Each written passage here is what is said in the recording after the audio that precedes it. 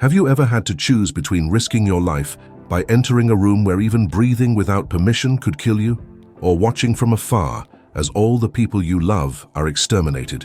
What if I told you that the survival of 3 of the world's largest religions, and perhaps your own existence, depended on a 20-year-old girl entering a room where any misstep meant instant death? That girl was Esther, and today we're going to see what would have happened if she had chosen silence. Welcome to History Would Be Different If, the only channel where we take biblical stories and ask, what if things had gone very wrong? I'm your host, and today we're going to talk about a woman who faced the biggest dilemma in ancient history. It involves a somewhat crazy king, a villain with an inferiority complex, and an extermination decree that would make any horror movie look like a Disney cartoon. So, the year is 478 BC, the Persian Empire. The largest empire the world had ever seen up to that point. Kind of like the Walmart of antiquity, it had everything, 127 provinces, from India to Ethiopia. And in the midst of all this, we have our protagonist, Esther, an orphan Jewish girl who, through a twist worthy of a Mexican telenovela, became Queen of Persia. But hold on, being queen in Persia wasn't like being Queen Elizabeth having tea and waving to the people. It was more like being a very expensive, decorative piece that the king could replace whenever he got tired of it. And King Ahasuerus? That guy had the temperament of a 5-year-old with access to unlimited power. Like that cousin of yours who would get angry at Uno and flip the board. By the way, let me tell you something about this king. At the beginning of the story, he threw a party that lasted 180 days, 6 months, folks, imagine the hangover. And at the end of this epic party, he asked Queen Vashti to appear wearing the royal crown, and only the royal crown, according to some scholars. She said no, and she was cancelled, literally removed from her position as queen, because the king's ego was more fragile than a wet biscuit. That's where Esther comes into the story. An imperial beauty contest, kind of like Miss Universe, but if you lose, you become a concubine forever. Esther wins, becomes queen, and for years lives comfortably, enjoying her best life in the palace, hiding the fact that she is Jewish because, well, anti-Semitism was already a thing back then. But then enters the villain of the story, Haman. That guy, my friend. Haman was the second most powerful man in Persia. Everyone had to bow down when he passed by. Everyone, except for a Jew named Mordecai, who happened to be the cousin who raised Esther. Mordecai refused to bow down. For religious reasons, the Jews only bowed before God. Makes sense, right? But Haman was so offended that he decided, you know what? I'm not just going to kill this insolent Jew. I'm going to kill all the Jews in the entire empire. And the worst part, he convinced the king. He offered a huge sum of money, like 375 tons of silver, invented a story that the Jews were a threat to national security, and the king, probably without even lifting his eyes from his wine, said, "Great, go ahead." And he signed the decree. Now pay attention to the terrible part. This decree was irrevocable.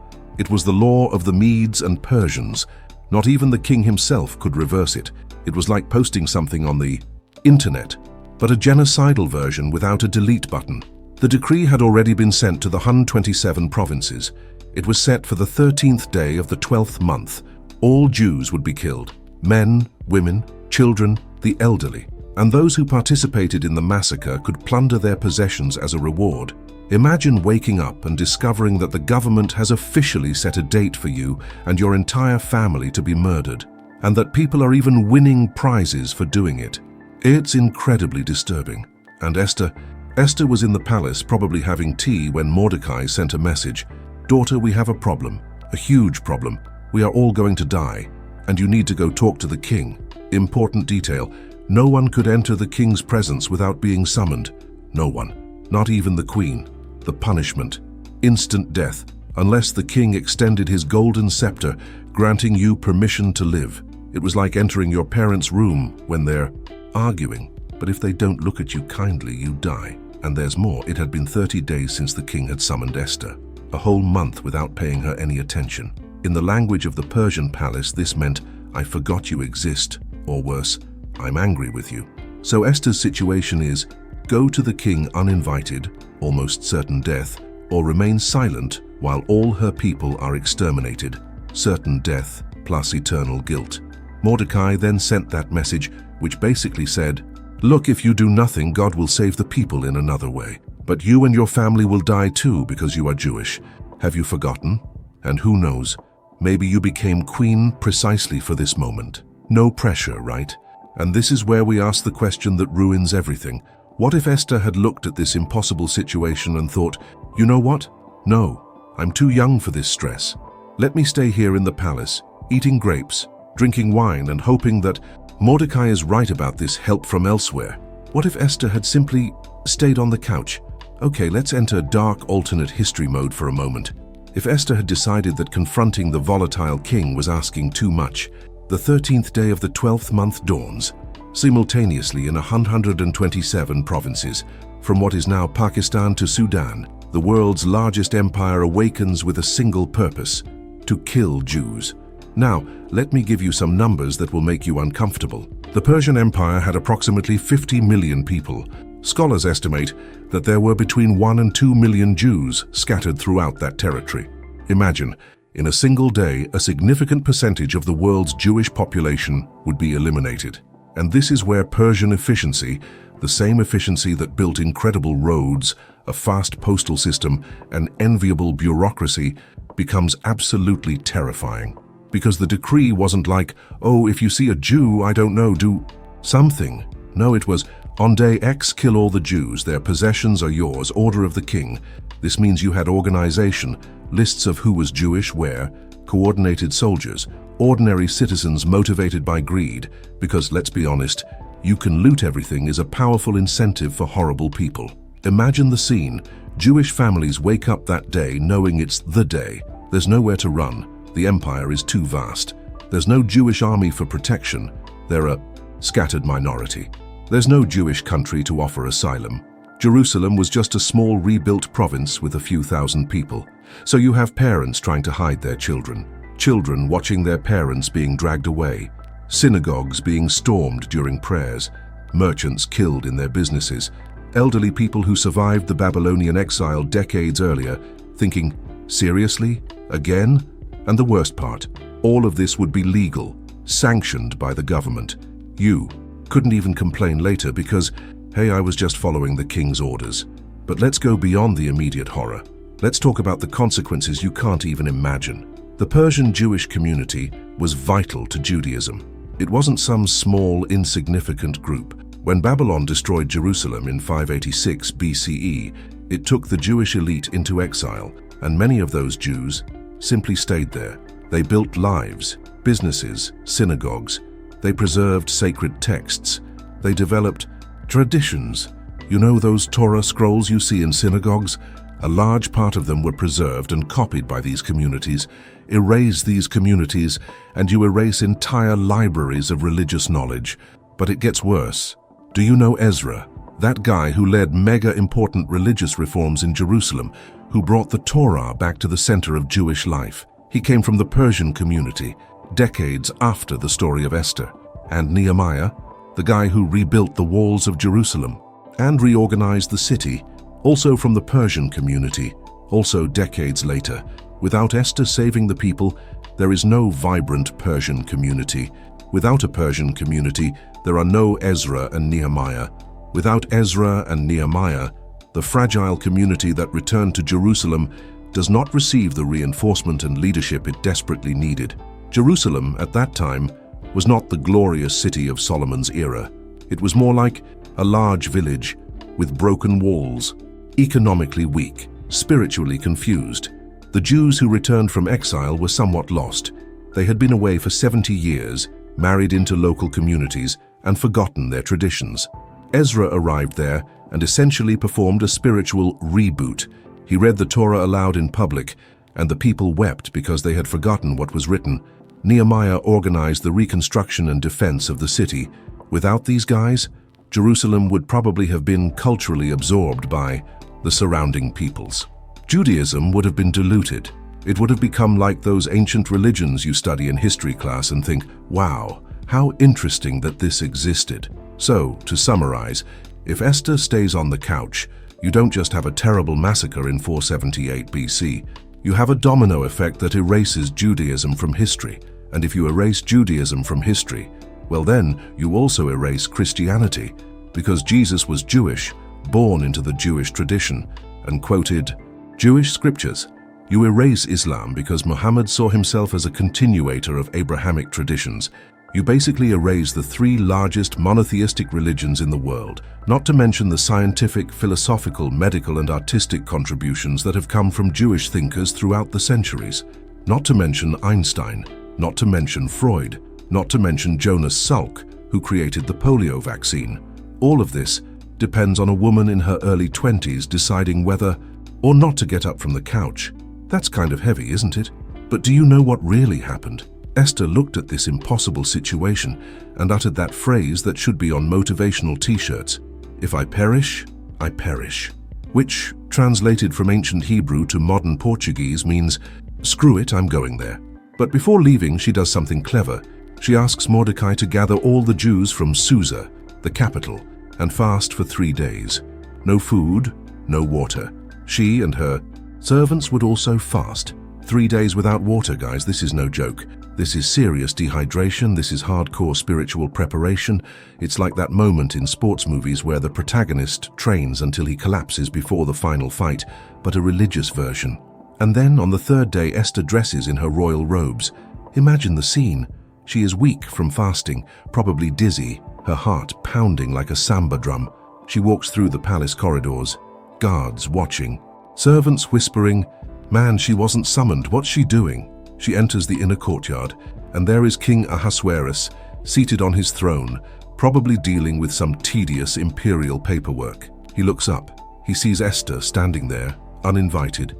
At that moment, the fate of millions of people literally depended on the facial expression of a temperamental Persian king who hadn't seen this woman for a month. And there, the king extends the golden scepter. Phew, first death. Prevented. But here's where it gets interesting.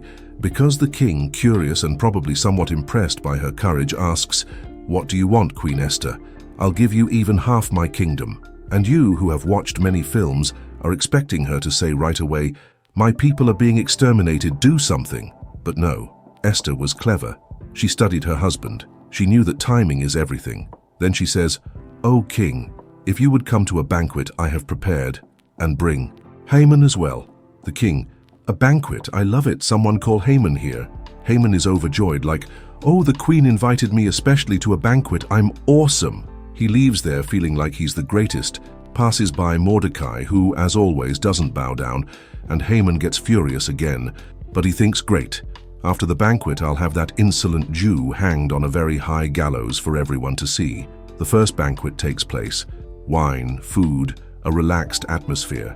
The king, somewhat cheerful, asks again, "So Esther, what do you really want?" And Esther said, "You know what?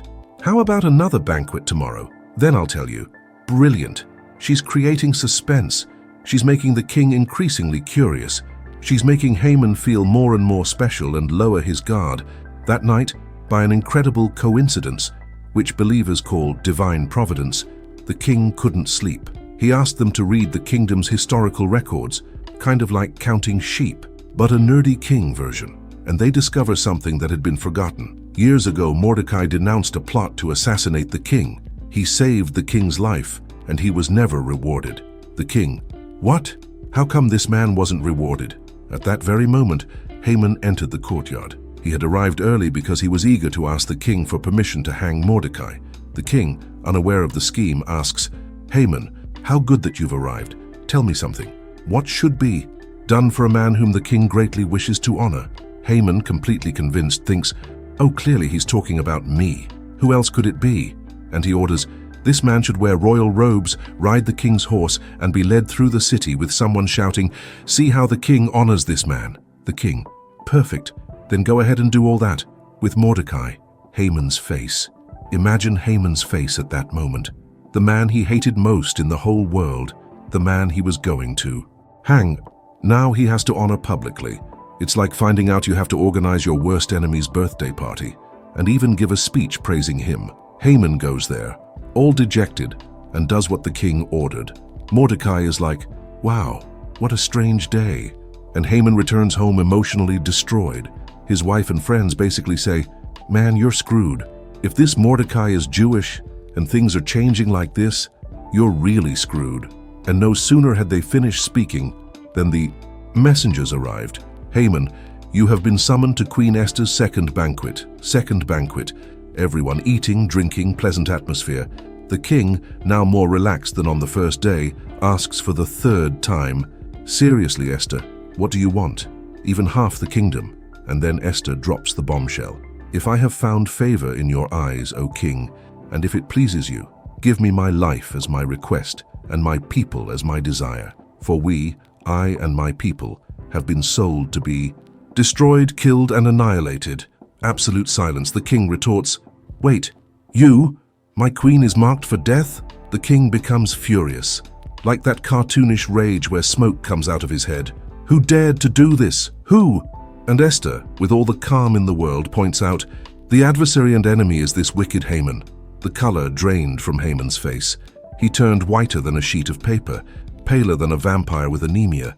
The king is so nervous that he leaves the banquet to walk in the garden and try to calm down. Haman, realizing he's in serious trouble, stays there begging Esther to spare his life. When the king returned, Haman had thrown himself onto the sofa where Esther was reclining, because at that time, that's how they ate at banquets, lying on sofas, and the king saw that scene and interpreted it as, this guy's attacking my wife in my own house. One of the servants nearby, probably wanting to help, or just gossiping, says, oh, and king, there's a gallows 25 meters high that Haman built to hang Mordecai, the one who saved your life. 25 meters, folks. This man built a gallows the size of an 8-story building. He wanted everyone to see Mordecai die. It was pure architectural spite. And the king said, hang him on his own gallows.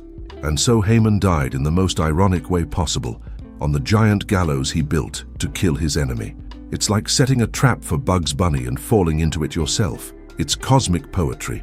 It's divine justice, with a sense of humor. But there was still the problem of the decree, remember? Irrevocable, the law of the Medes and Persians. Not even the king could cancel it. So Esther and Mordecai, who was now sort of a prime minister because the king gave Haman's position to him, came up with a creative solution. They couldn't cancel the decree to kill the Jews, but they could make another decree saying that the Jews could defend themselves. And that's what happens. Another document bearing the royal seal goes to the 127 provinces. And the Jews have full permission to defend themselves against any attack. When the 13th day of the 12th month arrives, instead of being a massacre of Jews, it becomes a day where the Jews destroy their enemies. 75,000 people who planned to kill Jews ended up dead, and the Jews established a festival called Purim to celebrate this incredible turning point. To this day, thousands of years later, Jews celebrate Purim every year. There's reading from the Book of Esther. There are costumes, there's food, there's drink, lots of drink in fact, and there's mockery of Haman. It's literally a celebration that says, remember that time we were almost extinct but a brave queen saved everyone? Let's celebrate. So what do we learn from this crazy story? First, never underestimate the power of one courageous person at the right time. Esther was just an orphan, just a woman in a patriarchal society, just a minority in a giant empire, just a queen without real power. All the reasons in the world to feel powerless, but when she decided, screw it, I'm going, empires trembled, decrees were issued, millions were saved, and not just that day. All future generations descended from those Persian Jews.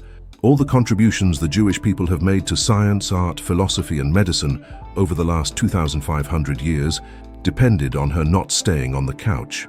Second, timing and strategy matter. Esther didn't just throw all the information at her at once. She knew her audience, the volatile king. She created suspense. She chose the right environment, banquets, everyone relaxed. She waited for the perfect moment. Courage is not about being stupid and reckless. Courage is about being afraid, recognizing the danger and still acting intelligently. Third, if I perish is a philosophy of life. Esther didn't say, I'm sure it will work out. She said, I may die doing this, but I'm going to do it anyway. How many times do we fail to do the right thing because the cost might be high? We might lose our jobs, we might lose friends, we might be embarrassed, we might fail. But Esther teaches us, silence may seem safer, but often it is only death postponed. Death of conscience, death of purpose, death of the soul. True security comes from knowing that when it mattered, when it really mattered, you chose courage over comfort. And fourth, you are where you are for a reason. Mordecai asked Esther, "Who knows but that you have come to your royal position for such a time as this? You watching this video right now are where you are for a reason. You have a certain position, some influence, some skill, some relationship, and there will come, or perhaps already has come, a moment when you will have to decide, do I stay comfortable and silent, or do I stand up and do something that matters? It doesn't have to be about saving millions of people from genocide. It could be about confronting injustice at work. It could be about defending someone who is being mistreated. It could be about speaking a difficult truth. It could be about taking a risk for something you believe in. The story would be very different if Esther had stayed on the couch, but she didn't. With trembling legs and a racing heart, she put on her royal robes, crossed that courtyard, and transformed, "If I perish, I perish," into, "When I acted, I saved nations." Your moment is coming. It may even be here already. Don't choose the couch. Put on your royal clothes, whatever your position may be. Step into the courtyard and discover that when you act with courage for something greater than yourself, scepters are extended, stories change, and the world becomes a better place. And what if you perish? Well, at least you didn't perish in silence watching Netflix. This was The Story Would Be Different. If you enjoyed this somewhat crazy format for telling biblical stories, leave a like, subscribe, and turn on notifications. And in the comments, what other biblical story would you like to see here? What other character had a "if I perish, I perish" moment? Thanks, and until the next alternate story.